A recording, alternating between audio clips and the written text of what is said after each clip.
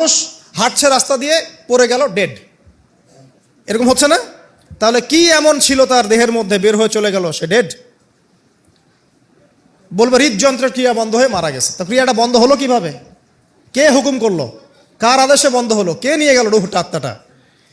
তো এগুলো তো ব্যাখ্যা করতে পারবে না। সো এই কনসেপ্ট থেকে বের হয়ে আসতে হবে যে প্রত্যেকটা বিষয় বিজ্ঞান দিয়ে প্রমাণ হলে পরেই বিশ্বাস করব, না হলে করব না, এটা ঠিক নয়। কোরআন এবং সুন্নাহ যা আছে এটা চূড়ান্ত, এর বাইরে যা আছে এটা যদি কোরআন সুন্নাহর সাথে মিলে যায় আমরা গ্রহণ করব, কোনো সমস্যা নাই।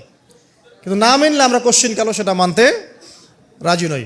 আসুন, নবী করিম সাল্লাল্লাহু আলাইহি ওয়াসাল্লাম বলেছেন এক শ্রেণীর স্পেশাল ফেরেশতা আছেন, মালায়েকা, নূরের তৈরি, আলোর তৈরি, আলো দিয়ে তৈরি, নূর দিয়ে তৈরি, যারা নিঃসন্দেহে আলোর বেগের চেয়ে বেশি বেগে ভ্রমণ করতে পারেন, নিঃসন্দেহে।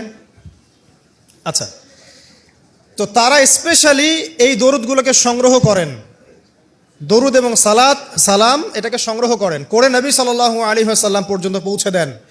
এরপর আল্লাহ রাব্বুল আলামিন, আল্লাহ সুবহানাহু ওয়া তাআলার ইচ্ছায় নবী করিম সাল্লাল্লাহু আলাইহি ওয়াসাল্লাম এর জবাব দিয়ে থাকেন। একটু চিন্তা করেন যে আপনি মনে করেন আল্লাহ রাসূল সাল্লাল্লাহু আলাইহি ওয়াসাল্লামের দরজায় দাঁড়িয়ে আছেন, কথার কথা মনে করেন যে তিনি জীবিত আছেন, কথার কথা। আপনি তার বাড়ি চেনেন, তার বাসায় গেলেন, গিয়ে নক করলেন, গিয়ে নক করে বললেন আসসালামু আলাইকুম। এবার নবী সাল্লাল্লাহু আলাইহি ওয়াসাল্লাম ভিতর থেকে আপনাকে বললেন, কথার কথা ধরে নেন যে ওয়ালাইকুম আসসালাম। এর অর্থ কি?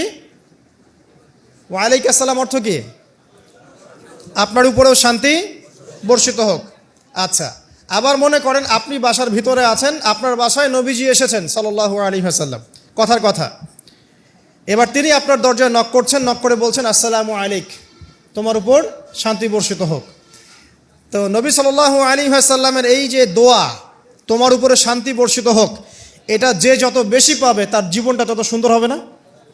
অতএব যে ব্যক্তি যত বেশি দরুদ পাঠ করবে, যত বেশি সালাত প্রদান করবে নবী সাল্লাল্লাহু আলাইহি ওয়াসাল্লামকে, ইনশাআল্লাহ তাআলা সে সচ্ছল হবে, টেনশন ফ্রি থাকবে, সুখে শান্তিতে পৃথিবীতে বসবাস করবে ইনশাআল্লাহ। আর সুখ বলতে আমি শুধুমাত্র চাকচিক্য বোঝাচ্ছি না, বাড়ি গাড়ি স্ট্যাটাস বোঝাচ্ছি না। সুখী হওয়ার জন্য টাকা যথেষ্ট না। অনেক সময় দেখবেন কোটিপতি মানুষ সুখী নয়, একজন ভ্যান চালক সুখী। সুখ টাকা দিয়ে কেনা যায়?